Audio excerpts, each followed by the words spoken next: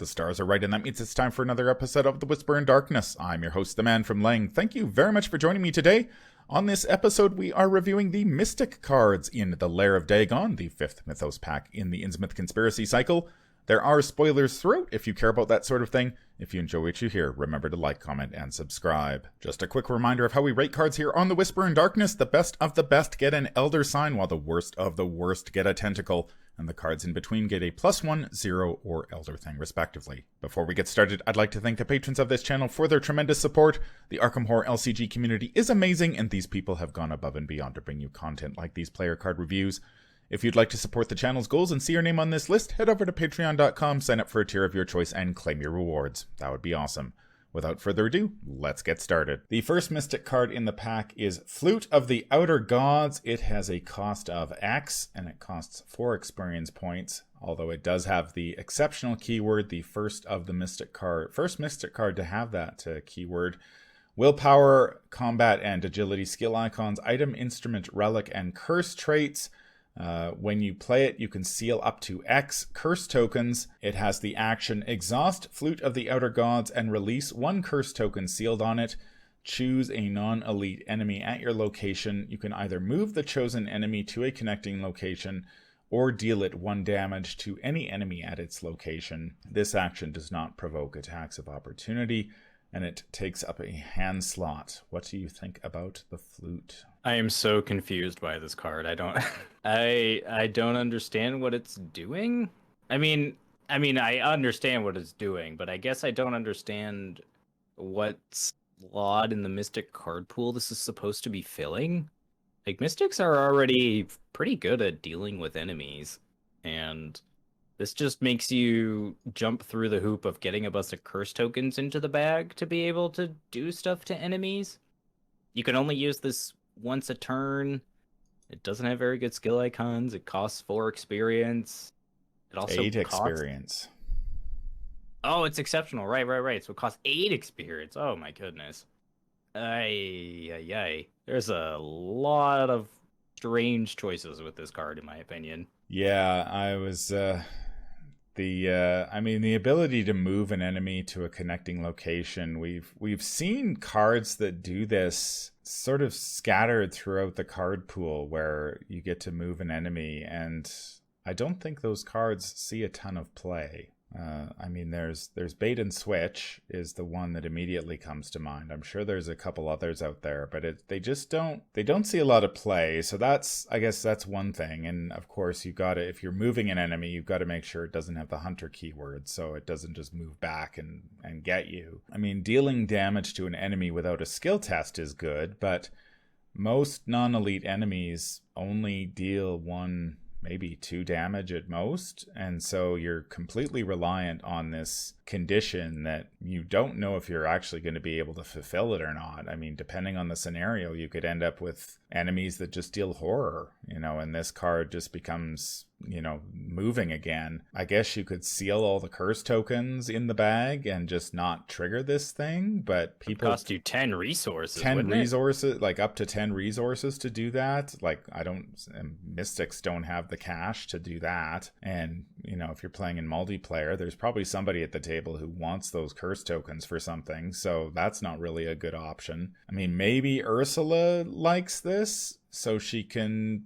Ursula's got pretty limited enemy management options, so maybe she could use the damage on this. Exceptional is, of course, we've talked about this repeatedly this cycle. It's just a pain. The Mystics do have some cards that draw cards. I wouldn't necessarily say, they're certainly not seekers in the draw department. And you just got to fulfill so many conditions. You've got to fill the bag with some tokens, some curse tokens, and 8 experience too. My goodness. So how do you rate this monstrosity? I think this has to be the tentacle of the pack for me. It's just so weird, and not in a good way. Yeah, I don't know if I'm willing to go as far as tentacle, but man, it's very tempting. You really need to be playing a Mystic with an off class. Like, pure Mystics simply do not have the cards to be adding curse tokens to the bag. They only have 1 card that adds 1 curse token. So if you're playing a pure mystic like a Kachi or Jacqueline or anybody like that, this is a no-go. So you've got to be playing Dexter, or maybe Safina could do something with it. Maybe Luke. Well, Safina Luke. can't play it. Oh, Safina can't play it. Oh, right, she can't. Yeah, it's too much. Yeah, so it's like Luke or Dexter. But And Luke is so good at dealing with enemies anyway with his gate box that he doesn't need a card like this. yeah, so I mean, I really wonder who this is for. Yeah, I think I got to give it a tentacle. I don't like this one. Yeah, it's tough, man. Like, what do you do with this card? Even when you draw it and you get it in play and you do all these things, like you spend one action to either move the enemy or deal it some damage, and it's like you could have just played a shriveling. Yeah.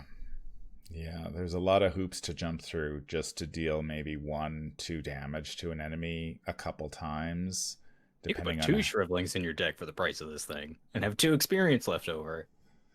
Yeah, it's 8 experience points. That's the, like, I think if it costed 2 experience points, I'd be more willing to bump it up to like an elder thing, because then other off-class mystics could experiment with it. But as it stands, this is just well, that's the thing that worries me is that when when designer MJ Newman puts 4 experience, or like costs a card at 8 experience points, I'm like, is she doing something that I'm missing? Like, is there some sort of trick to this card that she has in mind that I've totally missed, or what's the deal? Because I feel like for 8 experience points, this must be like a bomb, but it just doesn't seem that way. Yeah, I don't know what MJ or Jeremy were thinking when they designed this, but I'd be really curious to know. Because like you said, there has to be a reason that they tacked on so much experience to this card.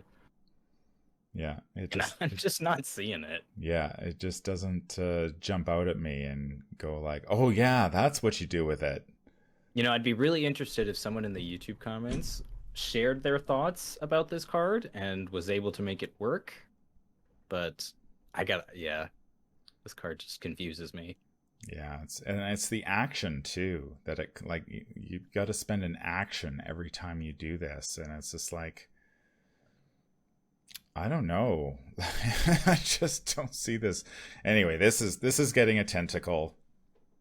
It's bad, I think. Don't bother with this. Mystics have so many better options to spend their experience points on than spending 8 on this one. It's just not One of not which good. is the next card we're going to talk about. The second Mystic card in the pack is Ikiak. It is a 3-cost asset that costs 3 experience points. It has a willpower and intellect skill icon. The ally and sorcerer traits, you get +1 willpower and +1 intellect. You get -1 willpower and -1 intellect for each weakness beneath Ikiak. When, as a response, when an investigator at your location draws a basic weakness, exhaust Ikiak, cancel that weakness's effects and place it face down beneath Ikiak. Its owner must draw it if Ikiak leaves play. It costs. It has 2 health and 2 sanity and takes up an ally slot. This is one of the cards that was designed by the council at Arkham Nights 2018, which I attended, and I did receive the promo copy of Ikiak, but I can't remember what the original version of Ikiak did. Anyway, I'm curious to hear your thoughts on this one, Nate. This is a really interesting card. I certainly wouldn't take this through TFA or Circle Undone for cards like Centuries of Secrets or Arrows from the Trees, just outright sniping this thing from my field and then I have to draw another weakness or something. But man, this card is really interesting. You get a decent stat buff right from the get-go, and being able to cancel weaknesses is very strong, especially later in the game. If you're able to keep this ally out for most of the game, and then you get to the critical point of the scenario where you need to make sure you don't draw your weaknesses, this is a great insurance policy for that. It's reasonably costed as well. It's got 2 health and 2 sanity, so it can soak some damage. I like this card quite a bit. I think it's very interesting. I do not. Really? No, I don't like Ikiak very much. I think the stat boost is quite nice. The +1 willpower and +1 intellect is good. I'm not entirely convinced that the designers should be making cards that cancel basic weaknesses. And I know that when this card was designed, there was quite a bit of talk about whether such cards should exist, considering that basic weaknesses are sort of a fundamental component of the game, and they really set the Arkham Horror LCG apart from other games of its ilk. And I think the problem I have with Ikiak is not so much that she can cancel a basic weakness, is that she basically becomes, I don't know, what's the word I'm looking for? Like, as soon as you cancel a basic weakness with her, she just becomes sort of a liability, just sitting there in your ally slot, occupying your ally slot. You can't really kill her at that point because you have to draw the basic weakness if she dies. So she can't really, so she'll soak with damage in a horror for you, and then you're losing the bonus, so you don't get the +1 willpower and intellect, which, if you're playing a mystic, you really want all the willpower you can get. I mean, that's their thing. So if you're using Ikiak to take a bunch of basic weaknesses off people's hands, then it's like, okay, so I'm making myself worse just so you don't have to deal with your basic weakness. Like, and I mean, there are some of the worst weaknesses, like Doom, she can't deal with those. So I don't know. I think that I feel like Mystics have so many good ally options that this one is like they're better options than worrying about your basic weakness. Yeah, that's a fair argument, I would say. It is interesting in that you could, like, in theory, you could hold off on drawing that weakness, right? So say you had like a weakness like Haunted or 13th Vision, and you needed to pass a couple of critical skill tests, so you could like keep them under her for the time being and then draw them when it's not relevant. But yeah, this is a tough card to evaluate too, honestly, because it's so unique in what it does. And like you said, it does kind of fundamentally break one of the core tenets of this game. So yeah, and I guess I find like there are some basic weaknesses obviously that are quite bad. I'd probably put like Overzealous, the tower close to the top as being cards that I really am unhappy to see when I draw them. I mean, if you're using Ikiak, you could sort of use her to fix if you draw a really bad one that's bad for your strategy. Like if you draw an Amnesia or a Paranoia and those really don't play well with what your deck is trying to do, Ikiak can fix that for you. I mean, you're spending 3 to 6 experience points. You need to both draw and play Ikiak before you draw your basic weakness. And then if you fill your deck with draw in order to draw Ikiak, you're just increasing the likelihood that you're going to draw said basic weakness before you draw Ikiak. So it's, I don't know, I'm really not a big fan of this card, especially I could see it in multiplayer, but canceling everybody's basic weaknesses, but taking, say, a -4 willpower and -4 intellect. Like, what is your Mystic doing at that point? Mm-hmm. Just doesn't seem. Anyway, I am going to give Ikiak an Elder Thing because I do not like this card. I don't think it's unplayable like a Tentacle, but I don't like her. I think I'd give her a 0. Mainly just because I think there are just so many better allies, like you said. But I think there are certain, like you said, there are certain strategies that might want Ikiak just because it cancels out a very critical weakness that they need to be able to cancel out.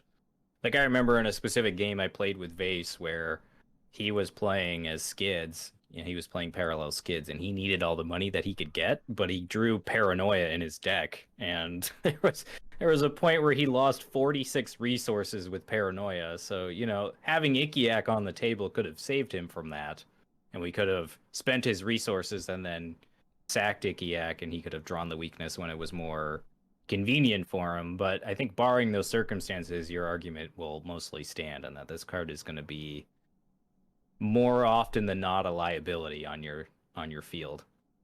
That's going to do it for our look at the Mystic cards in the Lair of Dagon. Man, I can't help feel that the Mystics have really got the shaft this entire cycle. I was just gonna say they definitely drew the short straw on this one for sure. Yeah, this is not a good pack for Mystics. Certainly not a must have for sure. Flew to the Outer Gods. I don't know what the magic is with this one, but for 8 experience points, I'd expect something pretty amazing, and I think what you get in return is.